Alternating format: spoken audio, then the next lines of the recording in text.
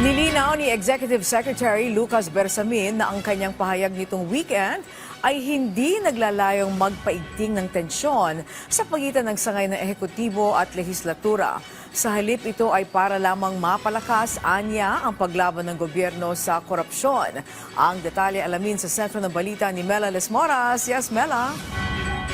Yes, Angelique, humarap ngayong araw si Executive Secretary Lucas Bersamin sa deliberasyon ng House Committee on Appropriations.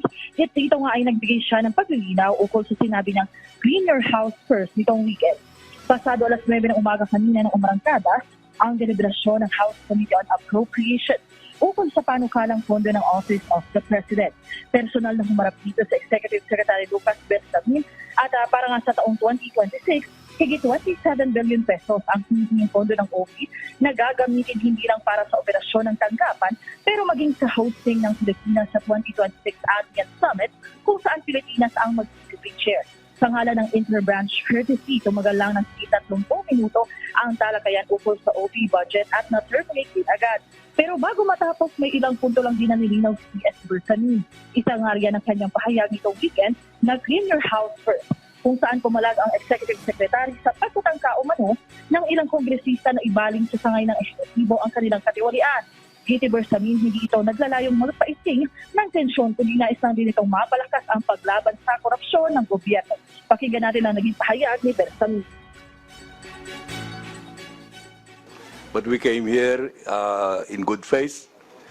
We just would like to emphasize that any part of that statement is our statement. No? We will not shirk from that or avoid the impact.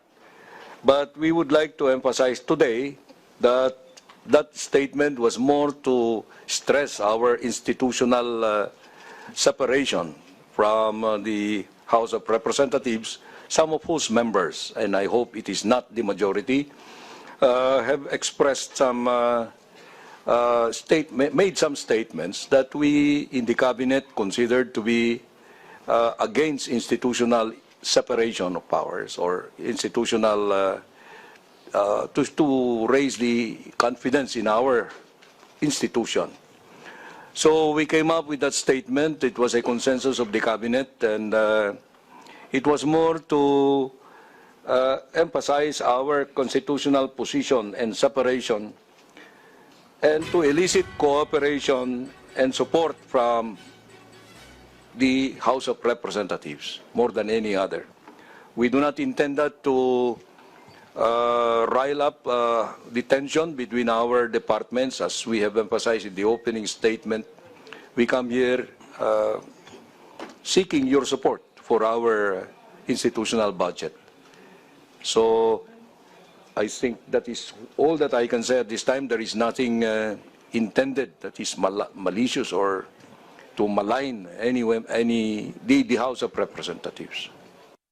Angelique, kaugnay nga niyan, pagkatapos ng OP budget briefing ay nakapulong din mismo ni House Speaker Martin Romualdez, E.S. Bersamin, at sabi nga ni Speaker Romualdez, the House stands united with the President and his cabinet to restore trust, ensure transparency, and deliver a budget that is credible, acceptable, and beneficial to every Filipino. Angelique? Yes, Mela. Balikan lang natin yung usapin ng flood control projects kanina sa pagdinig ng Senado. Nabanggit ang pangalan ng ilang kongresista na umano'y humingi ng porsyento sa mga proyekto. Meron na nga bang reaksyon ngayon ang mga mababatas hinggil dito?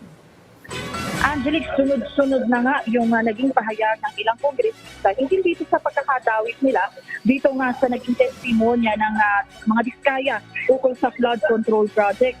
At isa nga sa mga nagbigay nga ng kanilang pag-deny dito sa accusation si Pasig City Representative Roman Romulo, at ngayon nakaantabay tayo para sa kanyang panayam sa media. Kasama rin sa mga tumanggi nga dun sa mga nag-akusasyon sa kanila si Occidental Mindoro Representative Odi Tariela, at sinabi nga niya na mariin na nga tinatanggi yung naging pahayag ni Sir Pacifico Vizcaya at si dating Congresswoman at ngayon San Jose Del Monte, Bulacan Mayor Rida Robes nga ay sinabing maghahain pa siya ng libel case dahil sa naging akusasyon laban sa kanya. Ilan pa dun sa mga nagkaroon na ng pagtanggi doon nga sa mga akusasyon, sina Congressman Marcy Teodoro, Congressman Eliando Jesus Madrona.